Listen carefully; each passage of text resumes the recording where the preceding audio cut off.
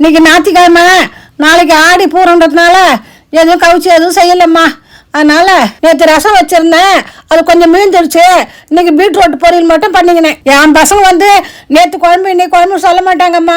அம்மாவுக்கு சிரமம் கொடுக்கூடாதுன்ட்டு எது இருந்தாலும் சாப்பிட்டுப்பாங்க. அதனால இன்னைக்கு மதியத்துக்கு பீட்ரூட் பொரியலும் ரசமும் தான் வச்சேம்மா. நான் எப்போ அடுப்பாண்ட போனாலும் வந்துடும்மா காக்கா.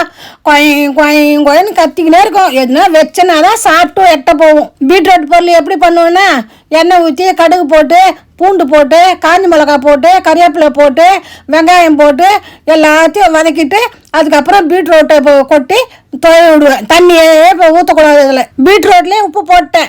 ஒரு 10 நிமிஷம் மூடி போட்டு வதக்கிட்டு ஆஃப் பண்ணிட்டேன். நாளைக்கு ஆடி போகிறோம். எல்லாரும் அம்மாவுக்கு வயல் வாங்கி கொடுத்துருப்பீங்க. எங்கள் பசங்க கூட போய் 2 பேரும் வாங்கி கொடுத்துட்டு வந்தாங்க. நான் 3ஆம் வாரம் தான் கூழ் ஊற்ற போகிறேன். எங்கள் ஊர் மாரியம்மன் கோயிலெலாம் இன்றைக்கே ஊற்றிட்டாங்க. வணக்கம்மா.